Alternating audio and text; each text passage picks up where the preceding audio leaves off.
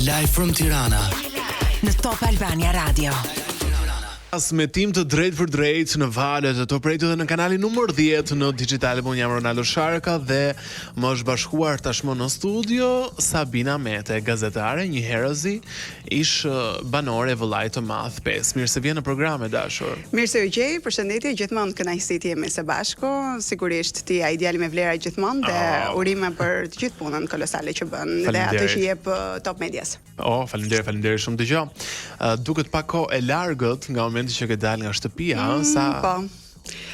Vetëm 10 ditë ishte qëndrimi im në Big Brother, kështu që besoj ka kaluar më tepër se sa 2 muaj, kështu që eksperiencë e bukur, padyshim, edhe pse koha ishte e paktë për të treguar realisht atë Sabinën, megjithatë nuk jam pishman asnjë gjëje sepse aq sa qëndrova e shijova, kështu që për mua ishte okay. Don çfarë ndjen njëri që ka qëndruar pak ditë në Big Brother, koha ka evoluar, ti ke vazhduar jetën tënde jashtë, dinamikat në shtëpi nuk janë më kurrë njësoj. E vërtet është, fati im i mirë që nuk kisha ndërprer marrëdhënie me punën, jam përsëri në marrëdhënie punë me Radio Televizionin Shqiptar. Jam ende në RTS dhe vrulli i ndeshjeve dhe i kampionateve është shumë i madh. Tani presim ekipin kombëtar. Të shpresojmë që të kalojmë deri te botërore, se përpara se të kalojmë në ëndrrën e madhe të botërorit, në 26 është sfida e parë me Poloninë dhe pastaj nëse bëjmë digital. E vërtet, nëse bëjmë këtë kalimin e madh, pastaj ndeshemi me një nga midis Ukrainës ose Suedisë, që do të shohim si do të vijë. Kemi shanse, se unë nuk e njoh futbollin. Na mungon Rejma Anaj, sulmuese kryesore, është dëmtuar. Deri në momentin që duhet shohim të shtunë ndel lista me futbollistët që do të përzidhen për ndeshjen. Kështu që duhem parë si do të vinë futbollistët, gjendja e tyre do të jetë pak e vështirë, megjithatë jo e pamundur. Ti si ndjen? Unë kam shumë dëshirë për herë të parë, është gjë e madhe që të ndërosh botërorin, Shqipëria nuk e ka arritur kurrë, në nxitimin e Sullivinjës arriti europiane, megjithatë ky është edhe objektivi që kanë, do jetë pak e vështirë, se sigurisht po luan në një kampionat botëror. Është kompeticioni më i madh në botë. Megjithatë asgjë nuk është e pamundur në futboll, për aq kohë sa luajë 90 minuta, çdo gjë mund të ndodhë. Mbase mund të kemi edhe shtesë, edhe penallti. Kur nis botërori këtë vit? Botërori këtë vit nis në 15 qershor. 15 qershor. Pra gjithë vëmendja nga 15 qershori deri në 15 korrik, kam përshtypjen një muaj do jetë të gjitha në botëror. Në 15 qershor, po, e di, se nuk ka boj. Po, kam shumë që po. Kështu që pra, i rikthyer punës, rutinës tënde në RTS, edhe po vazhdon aty me punën tënde të gazetarisë sportive. E ndjek sigurisht spektaklet mbrëmje patjetër, por dinamikat në shtëpi patjetër që po, se edhe sikur të mos jeni që është e pamundur se në social kudo është vetëm Big Brother, mjafton kudo të hapësh në çdo aplikacion, kudo në TikTok, në Instagram, në Facebook, është kudo, pa diskutim që impakti është më i madh i këtij reality show dhe ti e di më mirë se çdo njeri tjetër. Është sigurisht programi më i ndjekur në Shqipëri dhe është e pamundur të mos e ndjekësh. Edhe Prime-et, pavarësisht se nuk kam qenë pjesë së fundmi, që shumë shpejt do ju bashkohem përsëri në Netet Live. Të shtunën pra aty. Të shtunën sepse e Marta është gjatë shumë e gjatë edhe me thënë të drejtën, nga që të nesër jam në punë është pak e vështirë. Të paktën nuk jam unë si Monika ti them spakut mi eliminoni këto ditët, kështu që nuk e kam këtë luks. Monika ka ankesa edhe për Koltukun së fundmi. E vërtet është, kështu që. Plot me kërkesa, është tipike dash. Po është interesante. I ka dhënë bukurik këtij programi, kombinohet shumë bukur me Arbrin, kështu që hidhe prit me njëri tjetrin, kundërshtojnë njëri tjetrin, mendoj kështu, është interesante. Po e di çfarë më pëlqen tjetër Monika mua, që edhe kur ja vendosin në duke, pëlqyeshmërinë dhe simpatinë për Mirin në aspekt loje për flas, nuk kompleksohet.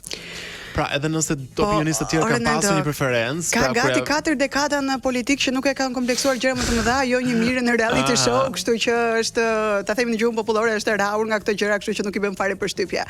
I qëndron mendimit të vet deri në fund, e ka mik thotë, i ka qëndruar, megjithatë ka pasur edhe momente që ka kritikuar, ëh. Po, pa diskutim. Çfarë do të metën tënde?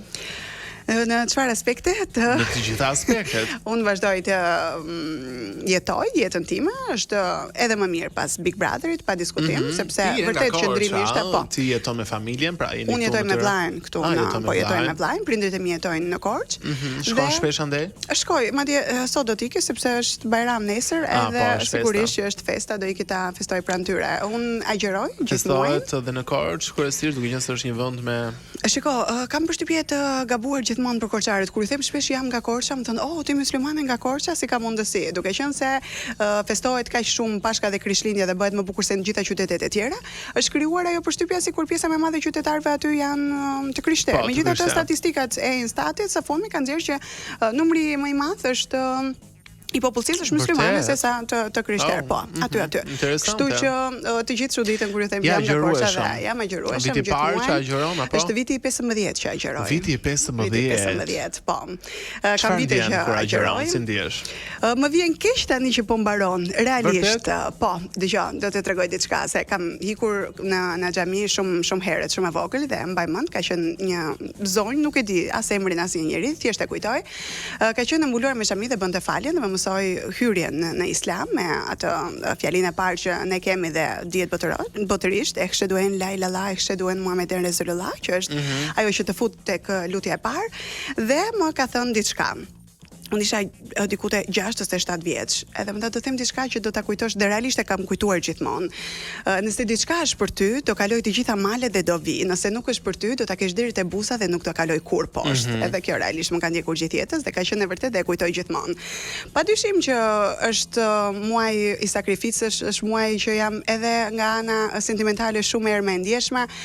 Ka kaluar kaq shumë shpejt, duke qenë se un kam përjetuar edhe vite të tjera që agjërimi ka qenë edhe gjatë ditëve të verës edhe pak më I vështirë, po në gusht, kur atëherë duhet të çeli iftarin në orën 8:30 të darkës, kështu që ka kaluar shumë kollaj. Shiko, kur ti e ke një gjë në çdo aspekt ndodh kjo, jo vetëm në këtë muaj agjërimi, kur ti e do diçka realisht e bën me qef, nuk të detyron askush dhe e bën për diçka të caktuar, nuk I vere këto gjërat e tjera, kështu që duke qenë se jemi edhe tani. Këndjer, ke parë një gjë të veçantë këtë muaj që nuk e sheh muajt e tjerë, një shenjë, nuk e di. Kam ndjerë se të gjitha gjërat, ato gjëra dhe realisht janë ato gjërat e bukura që ndodhin sepse ti bën ato duat e tua, bën ato lutjet e tua Ronaldo dhe ti shikon që era erës të plotësohen dhe nuk thon kot që shpresojmë që Ramazanin tjetër ato dua që kemi për këtë vit kemi të plotësuar. Dhe kjo është realisht. Kështu që për çdo besimtar që ka agjëruar, duke qenë se jemi edhe në prag të Fitr Bajramit, uroj realisht që të jetë çdo sakrificë pranuar, çdo dua dhe çdo lutje dhe Zoti është me durimtar gjithmonë, unë kështu them. Uroj shumë ti më the ke 15 vite që agjëron, megjithëse vitet e fundit është shtuar shumë numri I personave që pra edhe nëse dikur dhe nuk I njihnin shumë, pra së fundi janë shtuar shumë që e praktikojnë edhe duket se ka një dëshirë të madhe të shqiptarëve për të shkuar sa më pranë Zotit, ë. Jo vetëm në xhami, unë e kam vizituar edhe kishën, patjetër. Ka edhe shumë të krishterë, ka rastisur për herë të parë në pas nuk e di sa vitesh, mos them një shifër kot, që është në të njëjtën kohë ka qenë edhe Bajrami edhe Kreshma e të krishterëve. Kështu që është interesante. Nëse ka një gjë të mirë Shqipëria, është pa diskutim toleranca fetare, ajo ku të gjithë ulemi me njëri tjetrin, ha me pim, ftojmë edhe miqtan të krishterë në iftar apo gjithashtu edhe ata ne, kështu që besoj që kjo është gjë më e mirë. Nuk është trend, është ndjesi, mendoj. Të paktën unë kështu e shikoj. Kështu mendoj. Qartë. Mirë, okay, do të shkojmë në pak minuta hapësirë publicitare e kthehemi shpejt në program. Sabina Mete, gazetare dhe një herazish banore vëllai të madh. Ej Sabina. Si je ti? Po ndjem shumë mirë këtu me ty dhe po më pëlqen shumë biseda. Muzika dhe çdo gjë. Jam shumë komode. A je ndjer ti ndonjëherë keq që nuk je në këtë listë në këtyre gocave që bëjnë jetë shumë luksi, jetë me skandale, jetë me makina 100.000 euro, jetë me bizhu 50.000 euro, jetë me ora 30.000 euro. Pra, e vuan ti që je se duket kështu se në këto kora jetojmë, pra që ti je njëri thjesht. Që këtë momentin që e bëra. Që ti je njëri thjesht në korat e sotme të trajtojnë sigurie për gjuna, po ti e ke vuajtur ndonjëherë këtë apo ke zgjedhur të jesh e tillë? Sa po do e thoja, telepatia. Nuk mund të vuaj një njeri gjërat që zgjedh vetë në jetë. Sigurisht që puna në ekran të jep një tjetër komfort, edhe për të zgjedhur, edhe për të zgjedhur. Kështu që njeriu jeton jetën që zgjedh të jetojë. ndryshoj.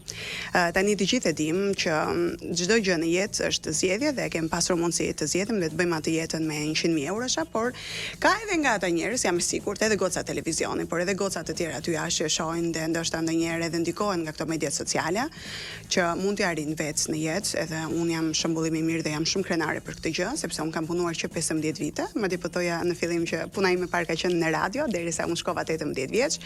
Nuk ja kam zgjatur dorën askujt për asnjë gjë. Un jam nga ata njerëz, Ronaldo, që edhe 5.000 lekëshin e fundit të kem në kulet, do bëj sikur kam 50 dhe nuk mund të kërkoj, sepse fundit përse duhet. Njeriu punon për të nxjerrë dhe për të jetuar me të ardhurat e veta, kështu që s'kam se jashtë dorën askujt për aq kohë sa mendoj që jam e aftë. Kam qenë e kënaqur, jam vlerësuar për atë që bëj, kështu që e mira nuk ka fund. Është gjithmonë një rreth vicioz që dikush ka më shumë. Varet si ti do të shkosh, çfarë rrugë zgjedh për të bërë, i bie shkurt apo i bie gjatë, kështu që nuk jam ndier kur keq për aq kohë sa kam zgjedhur të bëj këtë jetë që bëj, që besoj që jam e kënaqur, nuk më mungon asgjë. Kam pasur mbështetjen e familjes gjithmonë, ato që kam dashur i kam bërë me kursimet e mia, me gjitha gjërat e mia, kështu që nuk është nevojë unë të nxjerr makina 100.000 euro, se makinën që kam bler kam një makinë modeste që kam bler gjithashtu vetë, është makina ime e dytë që e kam bler gjithashtu vetë, kështu që s'jam fare nga këta njerëz, jam modestia më karakterizuar, më ka karakterizuar gjithmonë dhe kam pasur prioritet gjëra të tjera në jetë sesa këto makinat 100.000 euro. Po ti gjykon këto goca që bëjnë këtë lloj jete? Jo, nuk i gjykoj sepse të thash që është zgjedhja, ato kanë zgjedhur, duan, nëse janë të lumtur apo jo, unë nuk di të përgjigjem për këtë, sepse sigurisht ajo ka edhe një kosto nga mbrapa, ka një kosto edhe të një opinioni të caktuar. Si ndihesh ti? Sa ajo ka hiro më shumë, ka mbështetje më shumë. Po tani unë nuk jam në një pronari televizionesh, sepse nis që nga koka dhe sigurisht që kur ju jepet hapësirë, pa diskutim kush jam unë që të them. Sigurisht që në Shqipëri kështu ka funksionuar gjithmonë, madje shumë pak televizione e kanë ruajtur atë modelin e tyre të vlerave dhe të njerëzve që realisht janë të aftë, ti nuk mund të marrësh çdo njeri nga rruga, varet çfarë kërkon, sepse tani jemi në ditët e sotme jetojmë ku klikimet janë domosdoshmëri dhe sigurisht që këto gocat i sillin. Në televizion, ajo mund të zërë një vend ku diun edhe në këtë termin tonë sportiv apo kudo që mund të zërë. Po, kudo që mund të jetë, patjetër që mund të ndodhë, sepse varet çfarë ofron për çfarë ti do të marrësh. Kështu që për aq kohë sa është kjo marrëdhënie këtu, patjetër që do të diskutojmë. Moralisht se nuk di as si ti quaj këtë vajza, se mbrëm për shkak shija një emision shumë interesant tek Top Story për eskortat. Edhe unë ndoshta di si. Po flisim për këto eskorta huaja. Po, braziliane përgjithsisht. Që është ka shqiptare. Tani do mendimin tim për që janë edhe të famshme, por edhe bëjnë këtë lloj gjëje. Po një emër kanë ato, eskort quhen. Po një soi. Në momentin që ti jep një lloj shërbimi kundrejt pagesës, ti quajmë eskorta të famshme, eskorta VIP, po eskorta VIP. Po mbase këto eskorta VIP mund të ndryshojnë nga çmimi, nuk e di të them se nuk kam ndonjë informacion.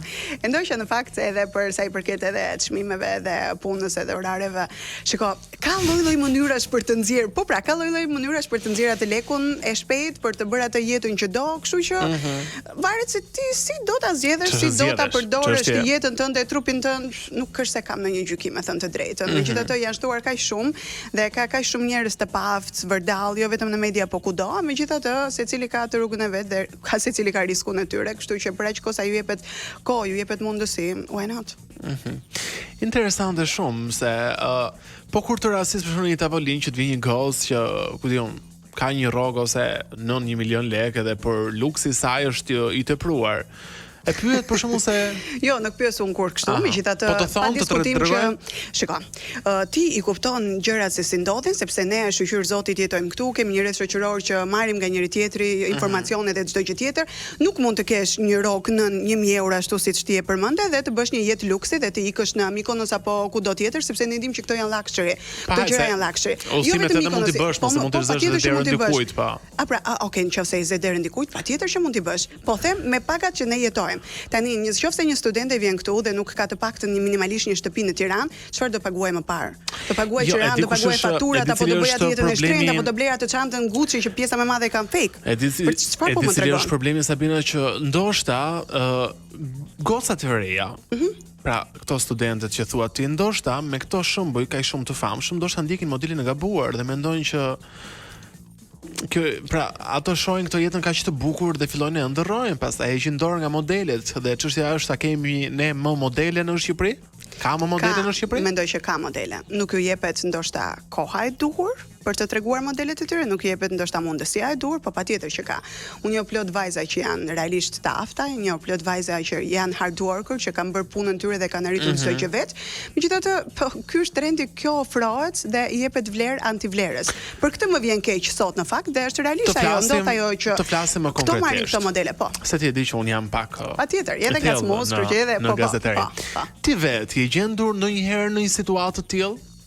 Që të më jetë ofruar diçka? Po, përpara një mashkulli apo përpara një ndërmjetësi? Po, patjetër që po. Jo përpara një ndërmjetësi. Jo, e kam fjalën ndërmjetës në sensin që mund të them Sabina, një shoku im. Kjo ndodh gjithmonë, patjetër. Okej, përpara një këtij mashkullit, për shembull, ti zotrisa ku ta dion. Si ndodh, si e thon dhe si reagon? Kam pasur disa raste, me thënë të drejtën, nuk dua të përmend emra, ka njerëz edhe të pacifare që pushteti i karriges ju jep shumë më shumë se sa siguri. Po, më shumë dhe hapur fare, ndodh edhe kështu. Ka të tjerë që i bën një rrugë shumë të gjatë, por ti je mjaftueshëm inteligjent për të kuptuar se ku shkon dhe në atë tavolinën, në atë tryezën që ti do ulesh, ti i ke ide të qarta se çfarë po ndodh, se nuk është do vinë ndonjë investitor shumë i madh dhe do investojë në jetën e një njeriu. Si mund të vendosësh limitet edhe si të gjithmonë limitet. E di çfarë ka menduar unë gjithmonë Ronaldo, jo se nuk kam pasur mundësi, por ka diçka që unë kam jetuar jetën time e lirë dhe dua që nga ajo derë të dal kur të dua unë, jo kur të duan njerëzit e tjerë. Dhe një njeri që investon gjithmonë patjetër do dalësh dhe do jesh gjithmonë në dispozicion të një njeriu tjetër. Kështu që unë kam zgjedhur të bëj këtë jetën time e lirë, të dashuroj këtë dua unë, të jem me këtë dua unë, të shkoj me këtë dua unë, të bëj çfarë të dua unë, sepse fundi e fundit kam komanduar unë jetën time dhe jo dikush tjetër për mua. Nëse do të pyesim për periudhën tënde më të errët të jetës, që nuk ke problem të flasësh, sigurisht. Cila është ajo? Të gjithë kemi një kështu, që jemi ose disa periudha të errëta që jemi pothuajse buzë humnerës. I referohesh punës apo në çdo lloj gjëje? Mund të jetë një lëndim në dashuri, mund të jetë një situatë familjare. Ka qenë në fakt një lëndim kur unë jam ndar nga i dashuri, më kam përjetuar disi pak vështirë, megjithatë. Sa vjeç ke qenë? 26. Në atë kohë dhe sigurisht që ti përjeton disa gjëra për herë të parë, ti përjeton disa emocione për herë të parë dhe kur vjen fundi askujt nuk i pëlqen sepse gjërat e bukura nuk zgjasin përgjithmonë. Megjithatë un kam të gjithë fuqinë për të pranuar që gjërat mbarojnë dhe të gjithë fuqinë për ta përballuar, por sigurisht që emocionet, akumulimit dhe çdo gjë tjetër bëjnë të vetën. Ajo është periudha që un jam mërzitur disi më shumë, po dëgjoj edhe çfarë do thoja që un edhe ndonjëherë kam frikë ta them këtë nga syri realisht. Unë jam njëri që nuk jam sprovuar në jetë, edhe për këtë ndonjëherë kam edhe frikë. Unë kam jetuar gjithmonë lumturisht jetën time që nga familja. Unë nuk kam humbur asnjë familjar timin që të di vërtet se çfarë është që të dhem të djeg zemra, kurse këto të dashurisë ikin dhe vinde janë sigurisht gjëra që rikuperohen. Realisht, unë nuk kam pasur ndonjëherë probleme që të kem kapur fundin ekonomikisht dhe të jem gjendur në buzë humneres, kështu që prandaj them ndonjëherë që jam pak sasi për këdhelura e Zotit në kuptimin që realisht nuk jam sprovuar të kuptoj se çfarë është dhimbja e vërtetë. Kam jetuar një jetë e qetë, me ulje ngritjet ekonomike që gjithmonë ndodh çdo kujt, por nuk është se kam trauma nga familja, as nuk e njoh dhunën, as nuk e njoh mos mbështetjen e familjes apo të ka përkëdhelur disi fati. Po mbase e meriton?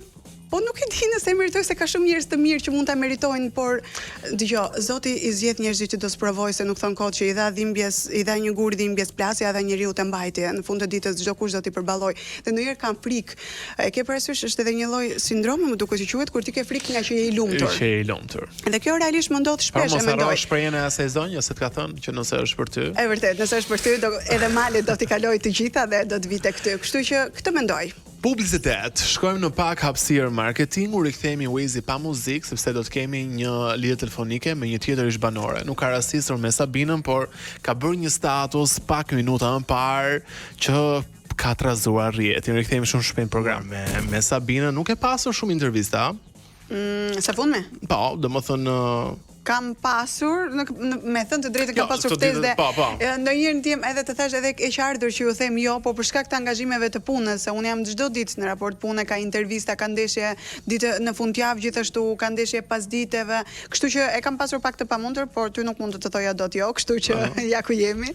Faleminderit shumë. Ndërkohë folëm për ty, por nuk mund të të rri sigurisht pa marrë një koment, duke qenë se TikToku çdo ditë e më shumë që koha kalon bëhet më i ndjeshëm për finalistët, për fituesin apo fituesin e këtij edicioni. Është edicioni i 5 i vëllait të madh dhe ne kemi parë modele të ndryshme fituesësh nga Ilirit, Luizit, Egla Gjesti. Ti vet, ko do doje ti? Sigurisht sepse nuk mund të mos jesh i impaktuar duke qenë se e ke provuar atë shtëpi. Por duke parë nga jashtë ftohtë qetësisht, cili e meriton? Cili e meriton? Dy personazhet që kanë qenë padyshim kryefjala e këtij Big Brotheri, që ndoshta nuk kanë qenë lojtarët më të mirë të mundshëm të gjithë Big Brotherave ever, por të këtij formati në këtë edicion patjetër që po, është Miri dhe Selin, mendoj. Që në momentin e ndarjes së krevatit e morën protagonizmin dhe në çdo prime, për çdo akuzë, për çdo gjë që kanë mbajtur, për çdo ofendim, për çdo dinamik që është kundrejt tyre, kanë qenë dy njerëzit që sigurisht kanë reaguar. Miri pa diskutim me shumë maturi, po edhe Selin, jo vetëm për moshën që ka, po me gjithë pjekurinë, me gjithë ftohtësinë e saj, me gjithë argumentat, është një vajzë elokuente, gocë e zgjuar, e bukur, kështu që e ka merituar. Ndërsa nga ana tjetër pa diskutim edhe Miri që mbajti përsipër akuza vërtet të rënda dhe mbi shpatulla kishte edhe një marrëdhënie martesore jashtë së bashku me fëmijën, dhe duke qenë se i rrezikoi çdo gjë, përsëri e mbajti. Është një personazh që nuk ka ofenduar ndonjëherë aty brenda në Big Brother, tani krahasuar me këto çmendurirat që bëhen, deri tek familja, deri tek Dubai dhe çdo gjë tjetër. Këtyre ju referohem. Kështu që mendoj që e ka pasur argumentin, ftohtësinë. Janë dy personazhe që do doja, po mendoj që midis këtyre dy personazheve mund të ndahet. Sikurse pjesa tjetër janë gjithmonë plotësues. Pra, ti thua që këtë polli final është mes Mirit dhe Selin, po. Megjithatë, kam dëgjuar edhe shumë banorë të tjerë për dëshirën që kanë pasur për të fituar Stenaldo, nuk e përjashtoj veten edhe nga kjo. Po, ka pasur dhe goxha personazhe publik që kanë shprehur Elvana Gjata. Sakrifica e atij djali është pa diskutim, është gjigande dhe një nga gjërat që kujtoj ishte e harita Stenaldon brenda, kur isha në shtëpi, i kishte këmbët e nxira, sepse shtëpia ishte shumë e madhe, thoshte për të, dhe sigurisht vritej era erës me objekte të ndryshme që qente gjatë rrugës. Përveç se e ka trajtuar veten njësoj si gjithë banorët e tjerë, ka pasur argumentin, elokuencën, ftohtësinë, të gjithë logjikën e një loje të Big Brotherit dhe shembullin që mund të tregoj se Big Brother nuk mund të fitohet vetëm me ofendime dhe vetëm duke bërtitur dhe duke kapur primin dhe çdo. Po ja, nuk mendoj që është gjithmonë kështu. Fundja në një reality show janë personazhe të është reality show, pra sigurisht nuk kanë të gjitha ngjyrat e personazheve për të treguar secili modelin e vet, kështu që qartë, interesante shumë, edhe përpara kemi botërorin siç e përmendëm, me një autokorrekt, po më thojnë në reklama që po të thoja që ishte data 11 qershor me 19 korrik në Shtetet Bashkuara të Amerikës. Është në SBA këtë vit? Po, është në SBA, do të ndahet në 3 vende. Sa shumë jam e sigurt sa shumë do donin shqiptarët. Në qoftë se ndodh, besoj që do ikjen, do ta ndjek, në qoftë se marrin pjesë. Po. E kam marrë edhe vizën amerikane. Po mund të kesh edhe angazhimin gazetaresk me këtë rast. Besoj që po, që mund të kem, por sigurisht edhe për shef, mendoj që ja vlen. Është, po nëse shkon Shqipëria një herë është Europë patjetër. Shiko, kur jeton me këtë gjë dhe realisht e dashuron futbollin, mendoj që të gjitha gjërat e tjera mund i kapërzesh dhe është historike. Do të ishte historike nëse do të ndodhte. Të shpresojmë shumë, unë kam shumë dëshirë. Realisht jam gjithmonë, unë mbuloj ekipin kombëtar tek puna që bëj. Jam gjithmonë afër kombëtares dhe dëshira atyre djemve është pa diskutim e madhe. Kemi një nga brizat më të mirë ndonjëherë në përgjatë viteve që është ekipi kombëtar, kështu që kemi gjithë potencialin për ta bërë. Futbolli është luhet përgjatë 90 minutave, çdo që mund të ndodhë. Kjo është një ndeshje teke që mund të ndodh me besim, varet si vinë të dyja skuadrat, si do të jetë forma e futbollistëve nga të dy anët, kështu që në 26 mars 2045 Poloni Shqipëri dhe Slovaki Kosovë janë në tjetër orar këto? Po. Okej, i gjeni ma konfirmo ti orarin se nuk e di Kosovën, besoj që në poster i gjeni ekskluzivisht në digital për të gjithë, jo vetëm për të apasionuarit pas futbollit, po nuk ka shqiptar që nuk do i shohë këto ndeshje, kështu që në 26 mars ekskluzivisht në digital.